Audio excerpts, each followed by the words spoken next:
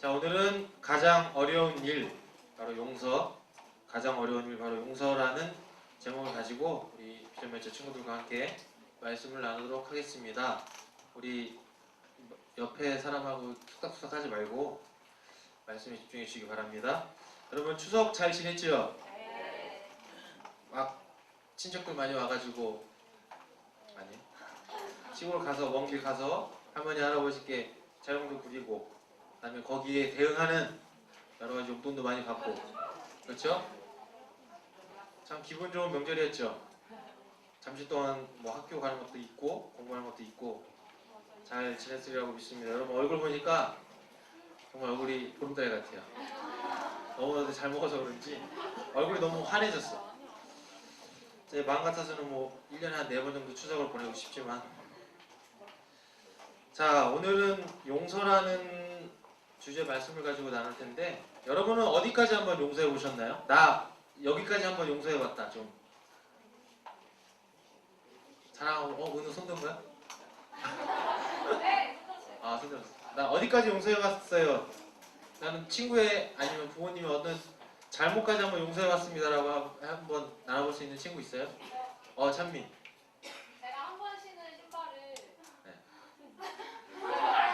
나한테 드린 동생이 용서했습니다. 정말 신발 같은 경우를 잘 용서해줬네요. 정말 기분 나쁘지 않아요? 내가 딱 신발을 딱 샀어. 새 걸 사서 다음날 아침에 신고 가야지 하고 막 잠도 못 자고 막 뒤척이면서 딱 아침에 신발장을 딱 열었는데 없어. 막 찾아왔어. 엄마, 내 신발 어딨어? 나도 몰라. 나중에 동생한테 전화 왔어. 내 신발 혹시 너가 신고 있니? 그 새 신발 내가 신고 나갔는데, 와, 해맑게 아주. 야, 그런데 찬미가 용서를 했대요. 참 대단해요. 그런 신발 같은 경우도 잘 용서를 잘했네요. 그리고 또 다른 거 나눌 친구 없어요? 나는 어디까지 한번 용서해봤다. 저는 고등학교 때 어느 정도까지 용서해봤냐면, 저희는 이제 급식 세대잖아요. 저희는 근데 그 급식실이 여건이 안 좋아서 반찬을 미리 다 퍼넣어서 떠서, 밥까지 다 떠서 국하고, 그 한 10분이나 30분 전에, 수업 4교시 끝나기 전에 이 앞에 반에다가 다 이렇게 올려놔요. 반 옆쪽에 복도에다가. 근데 그걸 아는 친구들이 이제 반찬을 이렇게 보는 거예요. 미리 나와서 화장실 갔다 오는 척하면서. 그러면서 맛있는 반찬을 다 하나씩 다 빼먹는 거야. 그다음에 막 돈가스나 동그랑땡이 나왔다.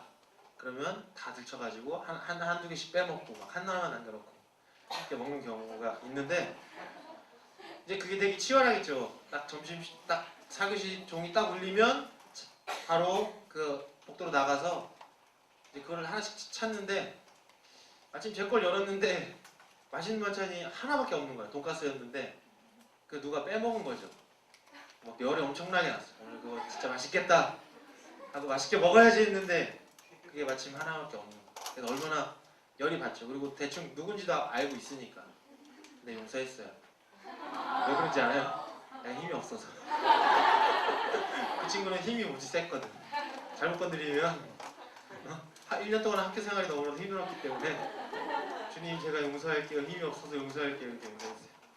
이렇듯 우리가 용서한다는 것은 되게 힘들어요. 근데 내가 용서받는 것에 대해서는 좀 마음이 홀가분하잖아요. 내가 잘못한 일을 했는데 엄마가 용서해주겠지. 에이, 그래도 우리 엄마인데, 우리 아빠인데 설마 날 버리겠어? 라고 하면서 어떤 용서받는 것에 대해서는 우리가 되게 익숙하고 되게 관대해요. 왜 그러죠? 그것이 내가 받는 것이기 때문에. 하지만 어떤 내가 다른 사람을 용서한다고 한다면 그것은 되게 억울하고 되게 힘든 일이에요. 그것이 크거나 작거나. 왜? 그것은 내가 더 힘들어야 되고, 내가 그런 어려운 마음들을 내려놓고 그 친구를 용서하기 때문에, 이렇게 용서라는 단어가 내가 받을 때는 되게 감사하고 좋은 것이지만, 내가 그 다른 사람에게 용서를 해줄 때에는 상당히 어려운 것임을 우리가 알아야 합니다. 마태복음 18장 21절과 22절에 보면 이런 말씀이 있어요. 우리 다 같이 큰 목소리로 말씀 읽겠습니다. 시작.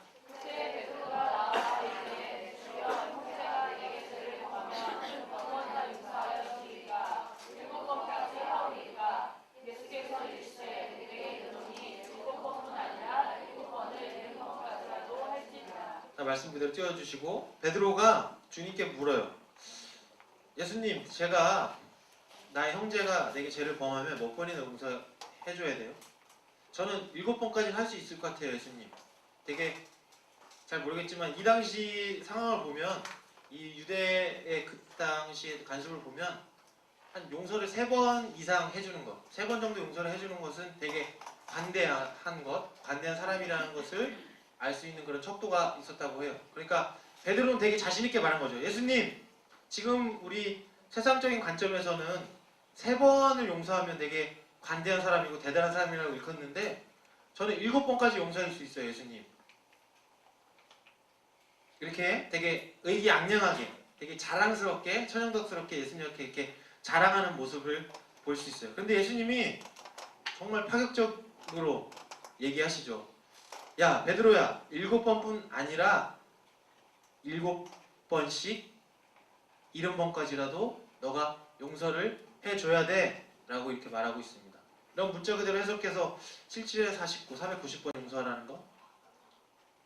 장난 아니죠. 우리 인생에서 490번이나 용서한다는 것도 대단한데 이것은 이렇게 숫자적으로 얘기한 게 아니라 용서에는 어떤 한계가 없다는 거죠. 만약에 너가 용서한다고 한다면 어떻게 해요? 끝까지 어떤 한계, 어떤 조건이 있는 게 아니라 계속 용서하라는 거예요. 무조건.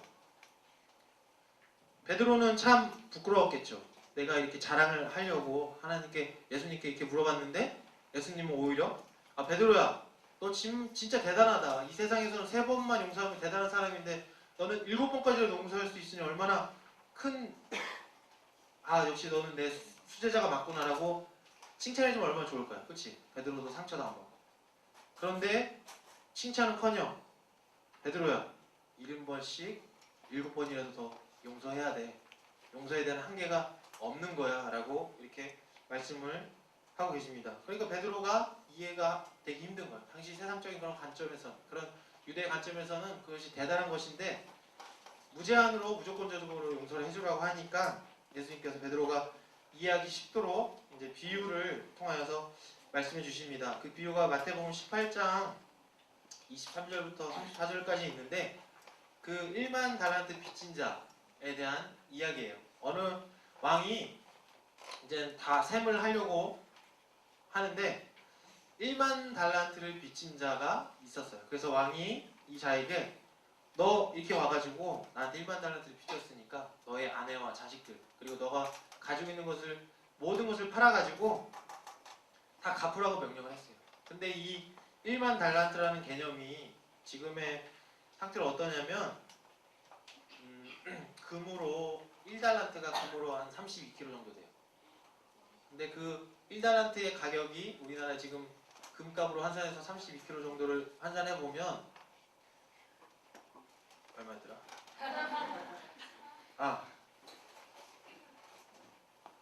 4억 7천원. 1달란트가. 근데 1만 달란트면 얼마겠어요? 약 1달란트가 4억 7천만 원이니까 4조. 머리 안 들어오죠? 나한테 1,000만 원만 있어도 되게 흔들릴 것 같은데 그 1만 달란트 4조 7천억 이란 돈을 빚을 졌다는 거예요.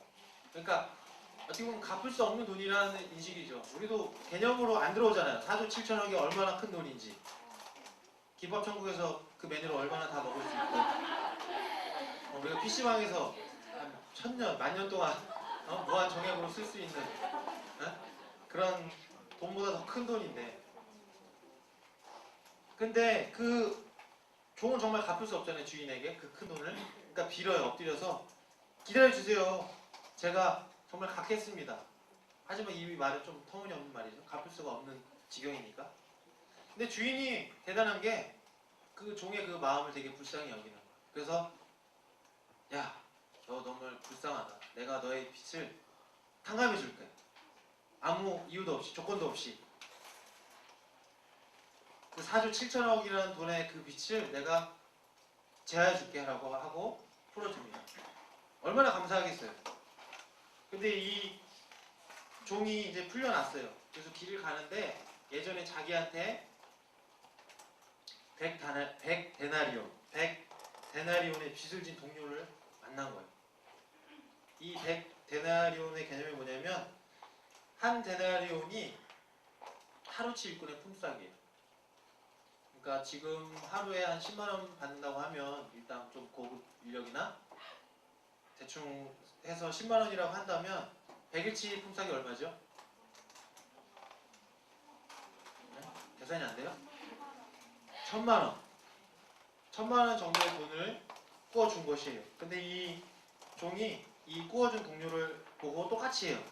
나에게 돈을 언제 갚을 거야? 이렇게 말을 하고 그 사람이 무릎을 꿇게 되죠. 내가 지금 갚을 상황이 안 되니까 좀 기한을 주십시오. 제가 다 갚겠습니다. 하지만 아까랑 개념은 다르죠. 이 1000만 원이라는 돈, 100데나리온이라는 그 돈은 갚을 수 있는 돈이잖아요. 어느 정도 노력을 하면 얼마 안에 내가 갚을 수 있는 그런 돈이에요. 그런데 이 종이 얼마나 악한지 그 말을 듣지 않고 고발을 해요. 이 사람이 나에게 빚을 갚지 않았습니다. 라고 고발해서 감옥에 넣게 됩니다. 근데 그 광경을 다른 동료들이 본 거예요.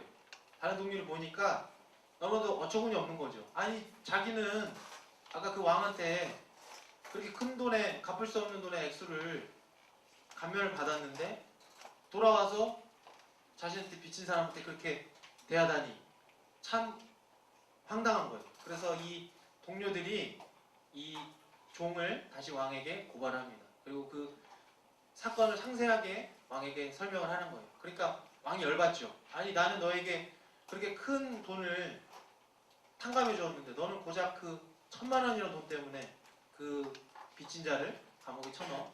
야, 안 되겠다. 나도 너 탕감해 주지 않을 거야. 이렇게 말하면서 그 무척 화를 내면서 그 종을 고발하여서 빚을 갚을 때까지 감옥에 넣는 그런 상황을 보게 됩니다. 자, 이 종 참 어리석지 않아요? 그렇게 큰 돈을 내가 감면을 받았으면 아유, 그 1000만 원 괜찮아. 나도 이미 큰 걸 받았는데 이 정도면 괜찮으니까 잘 살아라고 이렇게 보내줬으면 얼마나 은혜로웠을까. 하지만 이 종은 눈앞에 있는 그 작은 이익, 내가 받을 것에만 생각을 했기 때문에 이미 그 왕에게 받은 그 큰 은혜는 잊고 있었다는 거예요. 그렇잖아, 우리도 받은 은혜, 받은 것에서는 되게 익숙하고 받은 것에서는 되게 당연하게 생각합니다. 그게 얼마나 크고 소중한 것인지도 모르지. 하지만 우리가 받을 것, 우리가 아직 받지 못한 것, 내가 받아야 할 것에 대해서는 되게 엄격한 잣대를 두고 있지는 않은지 한번 우리가 생각해 보기 원합니다. 예수님이 우리 죄를 위해서 목숨을 버리셨어요. 그 목숨의 대가로 그 피값으로 우리를 하나님의 자녀를 삼아주셨습니다. 이 받은 은혜가 너무나도 큰데 우리가 이런 은혜 받은 것보다는 내 앞에 당장 있는 것들, 아 너는 이렇게 살면 안 되잖아. 나에게 잘못한 것들, 잘못한 사람들에게 잣대를 두고 그것을 정죄하고 판단하고 우리가 그것을 용서하지 못하는 우리의 모습을 보게 됩니다. 저도 그래요. 저도 참 받는 것에 익숙해요. 하나님께 주신 은혜들 지금까지 돌아보면 많은 것들을 나에게 주셨는데 그 받은 큰 은혜보다는 내가 앞으로 내가 받아야 할 것들에 더 집중을 해서 오히려 받았던 그 큰 은혜를 잊어버리고 내 앞에 있는 그 작은 것들 때문에 오히려 하나님의 영광을 가리는 그런 이런 악한 종, 어리석은 종과 같은 행동을 많이 하고 있습니다. 하지만 내 것을 남에게 준다는 것 참 쉽지가 않죠. 누가 나에게 준 거는 정말 고맙고 감사하지만 그것이 내 소유, 내 것이 되었을 때 그것을 남에게 꾸어주고 그것을 다시 무조건 받아야 되는 그런 상황들, 그리고 내 것을 남에게 다시 나눠줄 수 있다는 것, 아무 조건 없이 줄 수 있다는 것은 참으로 어렵습니다. 왜? 세상의 가치가 그렇죠. 내 것을 꿔주면 그냥 또 꿔주는 게 아니라 그것에 대한 이자를 더 받아서 더 받아야 되고 내가 준 만큼 더 많은 이익을 챙기는 것이 바로 세상의 논리입니다. 내가 남에게 용서를 받는 것은 당연하고 내가 남을 용서하는 것은 당연하지 않은 것이 바로 우리의 마음입니다. 받은 은혜를 모르고 오히려 남을 비판하고 그 정죄하는 우리의 모습을 보면서 하나님은 정말 아파하실 것 같아요. 아까 그 왕의 마음처럼 야, 내가 너를 이렇게 용서해 줬는데 너는 그 작은 것 하나 용서해 주지 못하니 얼마나 마음이 아프시고 화가 나실까요? 한번 이렇게 한번 생각해 볼게요. 만약에 그 왕이 그 1만 달란트 빚진 자에게 이런 조건을 걸었다고 한번 생각해 보세요. 야, 내가 너를 용서해 주려고 하는데 대신 조건이 있어. 만약에 너에게 빚진 자가 있다면 그 빚을 먼저 탕감하고 와서 오면은 내가 그 빚을 탕감해 줄게. 이렇게 말을 했다면 그 종은 어땠을까요? 그 100데나리온 빚진 자를 분명히 당연하게 탕감을 해줬겠죠. 그렇죠? 단지 순서만 바뀌었을 뿐인데 이런 조건의 변화에 의해서 이 종은 당연하게 그 100데나리온을 그 꾼 것을 탕감하여 주고 왕 앞에 다시 와서 이렇게 말했을 거예요. 제가 이 100데나리온을 저에게 빚진 종이 있었는데 빚진 자가 있었는데 제가 이것을 아무 거리낌 없이 탕감하여 주었습니다. 그러니 이제 왕이여 나의 모든 것을 탕감해 주십시오라고 말했겠죠. 이것처럼 우리는 되게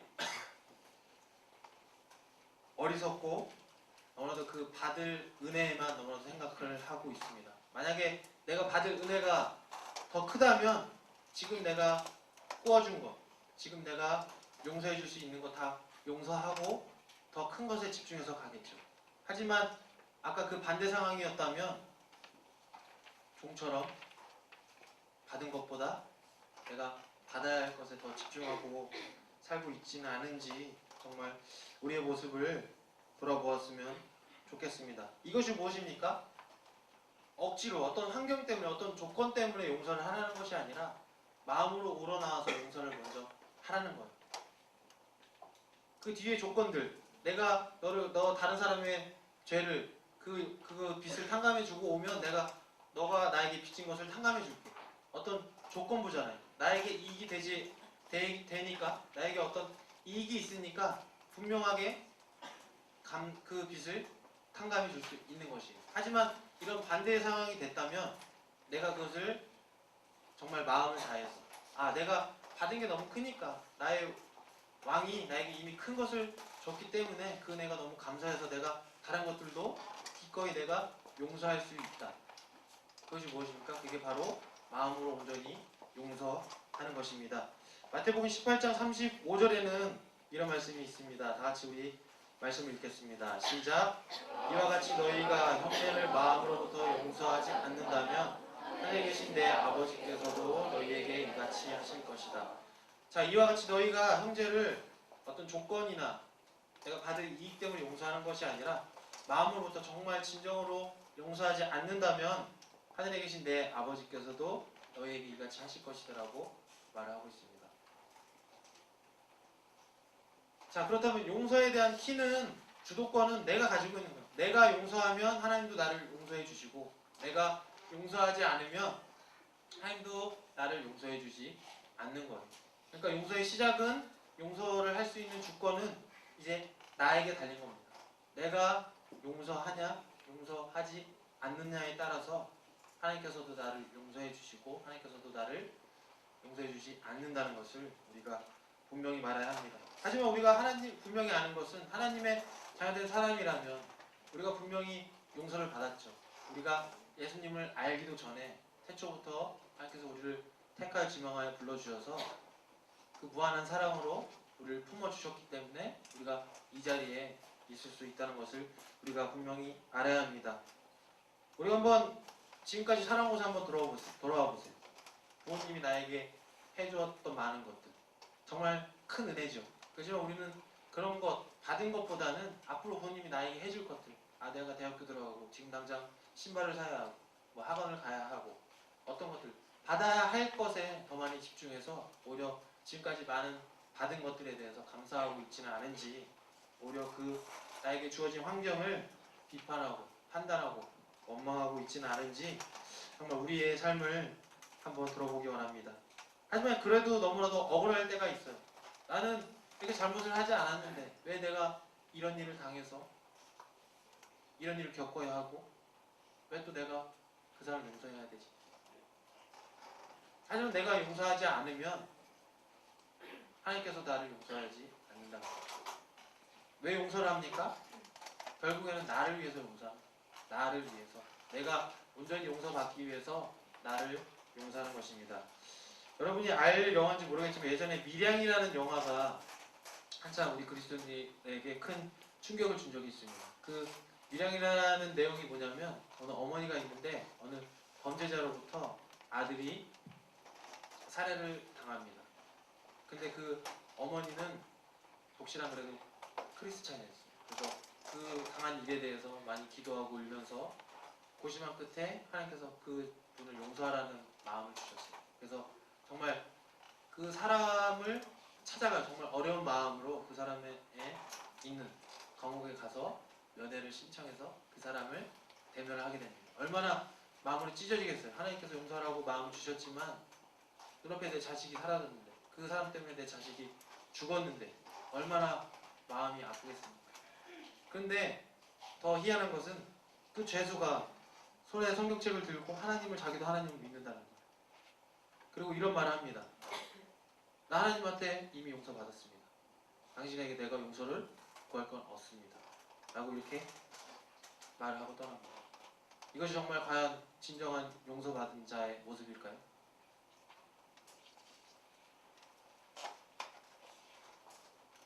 이 여자는 정말 마음이 찢어지는데도 불구하고 하나님께서 용서라고 하셔서 내가 당신을 용서합니다. 하나님께서 용서하라는 마음을 주셨습니다. 이렇게 말을 하려고 하기도 전에 그 자는 이미 용서받았다는 거예요. 나는 이미 홀갑을 합니다. 라고 그렇게 말을 하고 있는 것입니다. 이것처럼 우리도 하나님께 받은 것 때문에 남에게 용서받는 데 있어서 너무나도 큰 폭력과 오히려 더 큰 상처를 주고 있지는 않은지.